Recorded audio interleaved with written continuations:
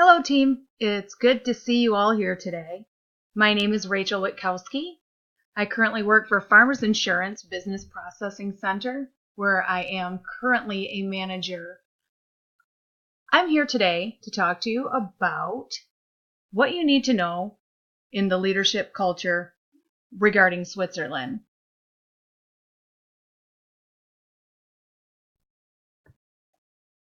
So our objective today is to get you a little more educated in the Swiss culture. Our goal today is get you more accustomed and hopefully set you up for more success when it comes to the diversity in their culture as opposed to ours here in America. So let's go ahead and take a look at our agenda for the day.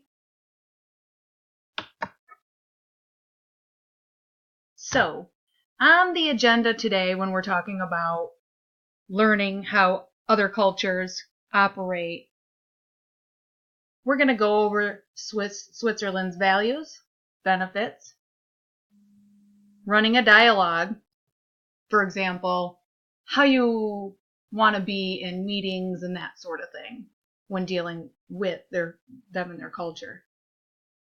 We're also going to measure, or use rather, David Livermore's cultural intelligence model to kind of bridge the gap between, okay, what do we need to do as Americans to be successful when we go over and help lead in Switzerland? And then, of course, we will summarize everything we went over, and I will allow questions at the end. So let's go ahead and get going. So, Swiss values. So in Switzerland, they adhere to a high quality of standards and believe that nothing is short of perfection. If anything's short of that, it is unacceptable. The highest ranking person often makes the final decision after consulting with its subordinates first, of course. So in larger companies, decisions are often made by a consensus of the senior management team. There is a formal recognition of space, and the Swiss prefer boundaries. They favor the expression, fences make good neighbors. Therefore, privacy is really important when it comes to their culture. They feel it is important to respect all of their sense of privacy. Honesty, that goes without saying. I think, in my opinion, that's a universal trait that we all should uphold. When we're honest with each other, it leaves the door open for trust and, of course, then great relationships. No questions, just a good bond of trust. The Swiss also like cleanliness. They take pride in their clean environment, and they do like to show off a little bit with material possessions. So they have a strong drive toward that quality and continuous improvement. They have the belief that they don't want to be just good enough. High standards for their work, they need to be better. So they have a great drive when it comes to that. Now, Switzerland's intercultural competence and readiness for change is low, meaning that social change is difficult to bring about, and the idea of it is not received very well. The underlying belief is that change may threaten their social fabric. They're basically very happy where they're at. They don't like change. So when we go into this culture, we want to be mindful of that. We don't want to step on anybody's toes. We want to invite their way of life and beliefs so we can get a better, and maybe bend for them. Because, we are going to be over there for some time. Let's go ahead and move on to their benefits and perks real quick. Now, according to World Happiness Rankings, the average Swiss citizen works 1,632 hours a year. Now, that's about 144 less than the world average. So if you add this average wage which their average wage is about 7,000 more than the world average, seems like they do a lot less working for more. That's why I think they may have been ranked pretty high in the world happiness rankings. They do have shorter work weeks. They believe that they can get more done in a shorter period of time because when people work long hours, they become unproductive after a certain amount of time. The healthcare in Switzerland is universal. It is regulated by the federal law in health insurance. There's no free state-provided health services, but private health insurance is available for all persons that reside in Switzerland. So I think it's very, very comparable to the Obama care in what he was trying to do. Basically, within 3 months of taking up residence or being born in the country allows you to receive their health care.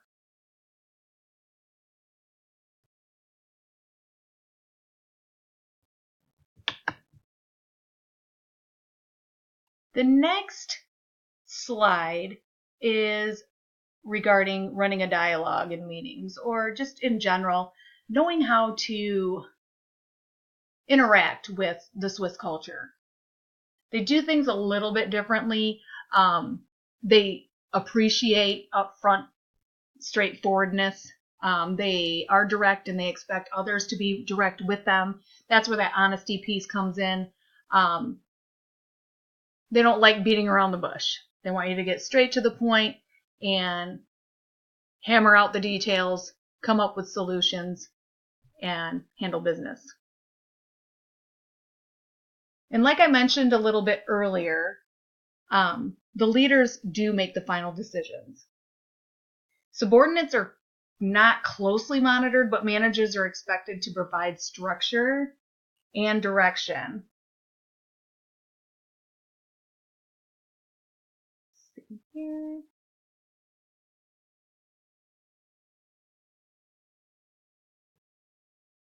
Employees share opinions, but it is difficult to question expertise of a supervisor. So in their culture, it is considered almost rude or disrespectful to question a supervisor, where here, I think in America, we have more of an open dialogue, and I think we're becoming more sensitive to our employees' opinions and involving them in making these decisions. Again, Switzerland likes the idea of the leaders making the decision, and they are more traditional in that manner.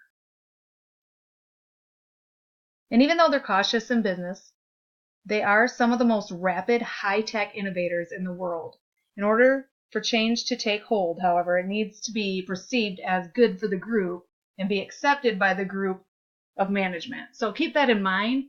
Intercultural sensitivity is needed, as Switzerland's attitude towards risk is dramatically impacted by the negative ramifications of failure on both the individual and the group.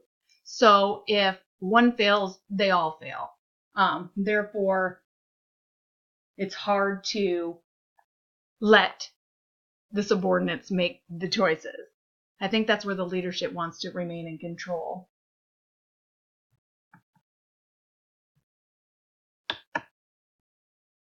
Now on to the next slide, which is David Livermore's CQ model, which means cultural intelligence.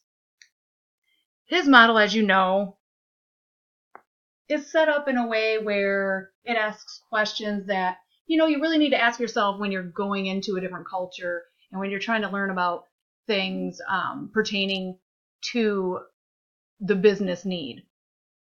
So here I have 4 questions laid out that you can think about in the interim, and I'll go over with you and kind of come up with my own thoughts as well to these questions.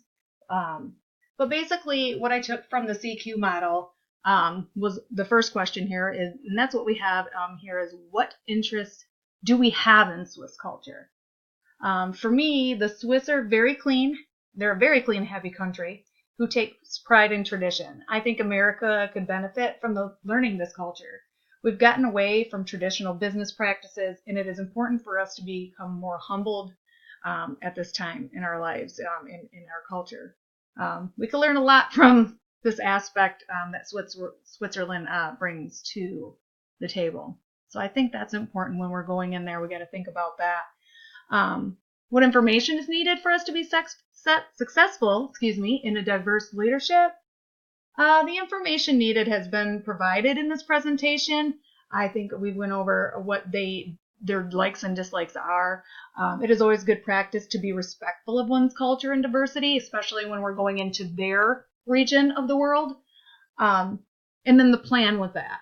Of course, we must be able to bend our own values when attempting to collaborate with different regions in the world for any type of purpose, whether it's business or just friendship. This is the way the world goes around. We have to compromise. We want peace. So instead of stepping on someone's toes, we need to sit back, listen, and soak in what they have and go from there and bend.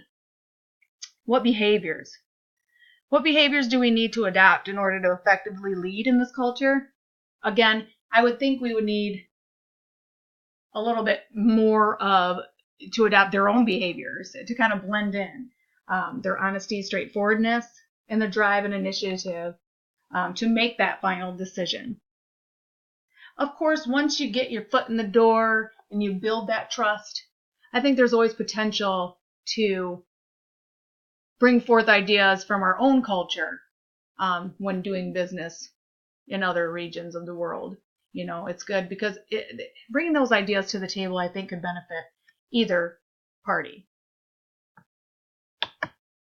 So in summary, we talked about